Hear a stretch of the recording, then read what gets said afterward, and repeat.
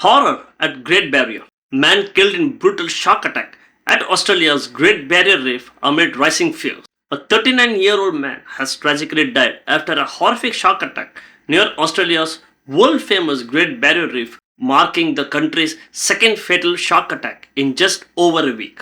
Now let's deep dive and explore every hidden detail behind this story on our AI podcast. Right now, just off the massive sprawling coast of Australia, recreational fishers and boaters are, well, they're inadvertently running this massive open ocean training camp for apex predators. Yeah, which is just a wild concept to wrap your head around. Right. I mean, we are taking animals that have operated on the exact same evolutionary programming for millions of years, and we are entirely rewriting their behavioral scripts simply by sharing the water with them. Exactly.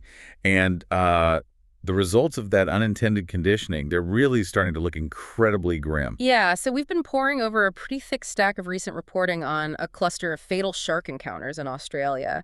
And the goal for you on this deep dive is to get past the visceral terror of those headlines. Because the news alerts, they really just tell you the what and the where. Right. We want to look at the reporting to understand the actual behavioral shifts, the complex environmental triggers, and the statistical realities that are operating just beneath the surface. Super important context. The core tension jumping out of these articles is exactly that intersection. Like, what happens when human routine collides with wild adaptation? Okay, let's unpack this. Because we really need to ground this in the incredibly heavy human toll these changing dynamics are taking. Absolutely. The sources reveal a pretty fascinating, though tragic, collision of variables.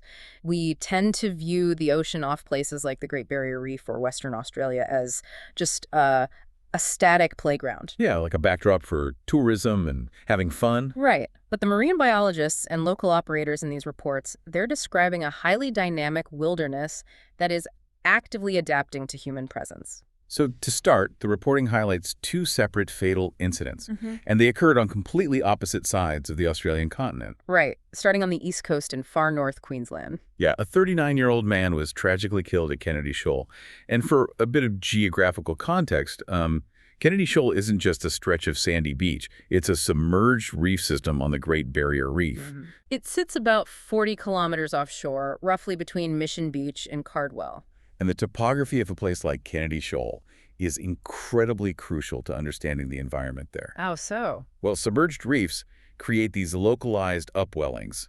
So ocean currents hit the solid structure of the reef and are basically forced upward, right? Right. And that brings cold, nutrient-rich water from the deep ocean straight toward the surface. Oh, wow. So it's churning everything up. Exactly. That upwelling feeds phytoplankton, which draws massive schools of bait fish, which in turn draws pelagic predators. So it's an incredibly active, highly competitive feeding zone. Yes, and the man was in the water there and suffered a massive unexpected attack. His companions actually managed to pull him from the water. Right. The reports say they rushed him back toward the Hull Heads boat ramp to meet paramedics, but the injuries were simply too severe. He didn't survive. It's devastating. And the timeline detailed in the sources makes this even more disturbing, This wasn't just some isolated lightning strike in an otherwise quiet year. This was the country's second fatal attack in just over a week. Yeah, merely days before that Queensland incident. On May 16th, a 38-year-old father named Stephen Mataboni was spearfishing in Western Australia. A completely different coast? Right. The location was Horseshoe Reef, which is just off Rottnest Island near Perth. And the dynamics of spearfishing add a completely different sensory layer to the marine environment. I mean, spearfishing is incredibly visceral. You're right in it. Exactly. When a spear hits a fish, that fish thrashes.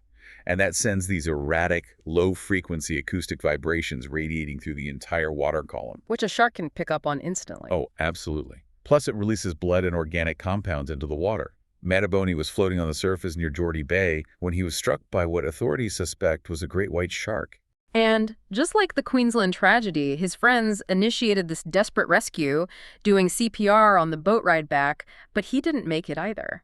It's just heartbreaking. It really is. And, reading the mechanics of these two encounters, you start to realize that entering these specific zones, whether it's a submerged upwelling reef or an active spearfishing site, it isn't just going for a casual swim. No, not at all. It's like walking into a wild animal's living room. It's their domain. You are inserting yourself into a highly tuned acoustic and chemical matrix. You're stepping onto a hunting ground where the local predators are acutely dialed into every single vibration and scent marker in the water. That's a great way to put it. The rules of engagement are entirely dictated by their sensory biology, not our convenience. Which is why the subsequent reports from the people who work on these waters every single day are so alarming. Right, because we are seeing a shift not just in the frequency of these tragic encounters, but in the ambient behavior of the shark populations themselves. Yeah, local operators around the Mission Beach area are noticing a palpable shift in the atmosphere. Let's bring in the account from Jared Pike. The charter operator. Right. He's a local fishing charter operator who was out on the water near Kennedy Shoal on the actual day of that attack, and he explicitly described the sharks that day as, quote, vicious. That's a strong word for someone who sees sharks all the time. Exactly. He recounted this incident just meters from his boat where a pack of 6 sharks violently tore apart a Spanish mackerel. Wow. And we know sharks are competitive, but seeing a pack of 6 operating with that level of visible, frenzied aggression right next to a running, occupied human vessel, that suggests the animals are completely unbothered by us. Or perhaps even attracted to our presence. What's fascinating here is how Pike's observations align with the data coming from commercial fishermen in the same region. Oh, so it's a pattern. Yeah, it's not an isolated observation. Chris Bolton, who has fished the Tully Mission Beach area for years, is reporting a massive surge in specific, highly aggressive species, namely bull sharks and pig-eye sharks. Wait, pig-eye sharks, are they similar to bull sharks? Very similar. These aren't your deep-water pelagic cruisers like great whites. Bull and pig-eye sharks are stout, incredibly powerful predators that naturally hunt in shallow, often turbid, coastal waters. They are highly opportunistic scavengers. Okay, got it. And Bolton makes a claim in the reporting that really requires some serious biological scrutiny. He states that the sharks are actually becoming smarter due to the influx of recreational fishing. See, I want to push back hard on his use of the word smarter here, because it really feels like we're anthropomorphizing the animal. I think so. Yeah. I mean, when we hear smarter, we tend to think of complex cognitive strategy, right? But looking at the mechanics of what's happening, this isn't high-level intellect. It's severe acoustic conditioning. Like classical conditioning. Exactly. Like a marine version of Pavlov's dogs. You have to remember water is incredibly dense. That means sound travels nearly 5 times faster through the ocean than it does through the air. Right. The physics of water make it an incredible conductor of sound. And it retains its energy over massive distances. So a boat engine idling over a reef isn't just local noise, it's a broadcast signal radiating for miles. Every single time a recreational fisher revs an engine, drops a line, and reels in a struggling fish, they are linking that low-frequency mechanical hum with an easy, bleeding meal. So the engine becomes the dinner bell. Literally a dinner bell vibrating across the ocean floor. It's an automatic response, not them playing chess. Well, the acoustic physics you were describing are entirely accurate, but dismissing Bolton's claim as mere classical conditioning might actually underestimate the cognitive capacity of these species. Really? How so? The marine biologists cited in the broader research on this topic point out that sharks exhibit long-term memory, spatial learning, and complex problem-solving. Wait, spatial learning, like mapping out areas? Yes. They aren't just reflexively drooling when they hear a motor, they are actively adapting their migratory routes and their daily hunting patterns to specifically intercept human schedules. That's honestly terrifying. It gets wilder. They are learning to differentiate between the acoustic signatures of commercial trawlers versus recreational outboards, because they know which one is more likely to discard easy bycatch. You're kidding. They can tell the difference between engine types. They absolutely can. That level of behavioral plasticity, the ability to exploit a new human-introduced variable in their environment, that absolutely qualifies as a form of ecological intelligence. They are essentially outsmarting our attempts to deter them. Wow. Okay, I stand corrected. If they are actively mapping our recreational habits and distinguishing between different types of engines, that fundamentally changes the risk profile for anyone in the water. It really does. We aren't just dealing with a random predator passing through. We are dealing with a local population that is actively commuting to our boats looking for a handout. Exactly. But the human element, the acoustic conditioning from the engines and the spearfishing, that is only one half of the equation presented in this reporting. Yeah. The conditioning explains why the sharks are drawn toward the boats and the shorelines in the first place. But to understand why these encounters actually escalate into fatal attacks, we have to look at the environmental triggers documented in the sources. Because the ecosystem itself is shifting. Yes, the ecosystem plays a massive role in destabilizing the shark's ability to hunt accurately. This takes us back to earlier in the year, well before these two specific fatalities. The reporting notes a period where dozens of beaches along Australia's east coast, including highly populated areas in Sydney, were completely shut down by authorities. I remember that. They recorded this incredible spike in activity, 4 shark attacks in the span of just 2 days. And the marine experts analyzed the conditions during that specific 48-hour cluster, and the primary variable they found was severe weather. Rain. Heavy, torrential rainfall. That rain creates massive agricultural runoff, pushing enormous volumes of fresh water, silt, and soil directly into the coastal ocean. Which just turns the water into soup. Exactly. It results in incredibly murky, highly turbid water conditions, and that fundamentally alters how these predators hunt. Here's where it gets really interesting, because the way a shark hunts in clear water is vastly different from how it hunts in a murky, silt-filled bay. No, entirely different. Right. In clear conditions, a shark's primary hunting sense is visual. They can spot a silhouette, they can recognize the shape of a seal or a fish, and then execute a precision strike. But when millions of gallons of muddy runoff flood the shoreline, their visual range drops to near zero. They're suddenly flying blind. It's basically like waking up in the middle of the night and trying to grab a snack in a pitch-black kitchen. You're relying on limited senses, and you are highly likely to grab the wrong thing by mistake. The sharks aren't actively hunting humans, they are hunting in the dark. That is a perfect analogy. And when vision is eliminated, they are forced to rely entirely on their secondary and tertiary sensory systems, specifically the lateral line and the ampullae of Lorenzini. Break those down for us, because those sound like sci-fi terms. Yeah, they do. So the lateral line is a network of fluid-filled canals running down the shark's flanks. It detects microscopic changes in water pressure.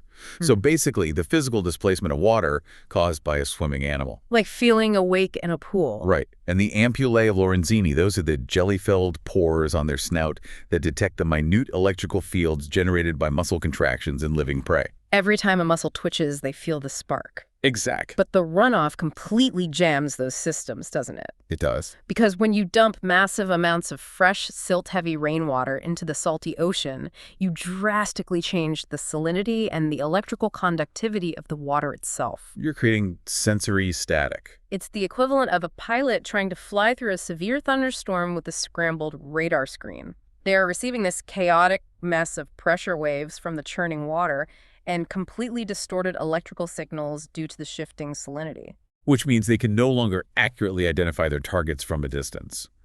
The only way for the shark to confirm what is actually creating a pressure wave in that murky water is to get dangerously close and perform an investigative bite. Because they don't have hands. Right. They use their mouths for tactile identification. In clear water, they see a human, realize it isn't their typical prey, and swim away. They don't want us. Exactly. But in turbid, runoff-heavy water, they sense movement. They're drawn in by the electrical static, and they bite just to figure out what they've bumped into. And tragically, by the time they realize it's a human and not a fish, the mechanical damage from that single investigative bite is often catastrophic. The fatal mistake. So you combine those two massive variables. You've got the acoustic conditioning, drawing aggressive species like bull sharks closer to where human you're recreating, and then you have the environmental static of the runoff blinding those same sharks. The ocean suddenly seems impossibly hostile. It really paints a scary picture. Yeah, listening to this, the natural reaction is to just assume the water is teeming with aggressive, confused predators actively moving into our spaces. And that visceral fear is exactly why the statistical data in these sources is so crucial. We have to separate the biological mechanics of the attacks from the actual mathematical probability of experiencing one. Right, let's look at the actual math here. Well, Australia has tens of thousands of miles of coastline. Millions of residents and tourists enter that water every single year for swimming, surfing, diving, and fishing. Yet, across that vast expanse and massive population, the country records an average of only 20 shark attacks annually. 20 encounters across the entire continent for a full year. Yes. And of those 20, the sources note that only a very small fraction are fatal. The 2 recent deaths are horrific anomalies. They're a cluster that defies the standard distribution. Absolutely. And, every single loss of life is a profound tragedy for the families and the communities involved. Without doubt. But statistically speaking, the risk of a marine predator encounter is astronomically low. The experts in the reporting constantly attempt to contextualize this risk by pointing to the actual leading cause of death on Australian beaches. Which is drowning. Yes, Drowning. The passive mechanics of the ocean. exactly. The sheer kinetic force of the water, rip currents, undertows, changing tides, and simple physical exhaustion, they claim exponentially more lives every year than any marine animal. So the water itself is the biggest threat. By far. The ocean currents are vastly more lethal to the average beachgoer than a great white or a bull shark. But our brains are not wired to fear passive physics in the same way we fear active predation. No, not at all. Like, we don't have an evolutionary dread of water moving away from the shore. But we do have a deeply ingrained primal terror of being hunted. When a rip current takes a life, it is viewed as a tragic accident of nature. But when a shark takes a life, it activates that monster in the dark narrative. If we connect this to the bigger picture, the way we allocate our fear dictates how we interact with the environment.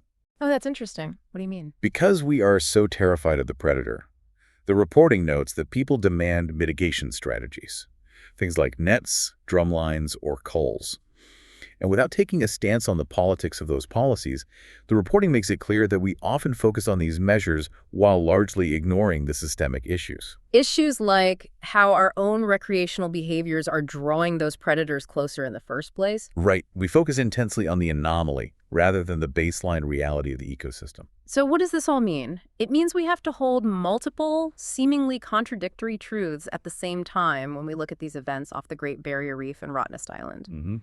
The first truth is that these fatal encounters are devastating, they're terrifying, and the grief of those communities is immense. Yes. The second truth is that the ocean is not a controlled municipal pool. It is a chaotic wilderness where the risk of predation, while mathematically tiny, is never zero. And the third truth is that our presence in that wilderness is no longer passive. We are an active catalyst in the ecosystem. We really are. We have the localized tragedies of Kennedy Shoal and Horseshoe Reef. We have the behavioral reality of acoustic conditioning, where the sheer volume of recreational boating is actively training sophisticated predators to associate our vessels with food. Yeah.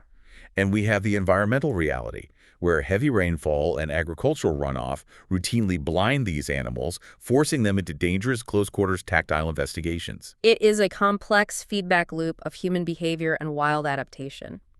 We are feeding them, we are deafening the ocean with our engines, and then we are acting shocked when they show up to the noise expecting a meal. This raises an important question for marine management and public safety moving forward.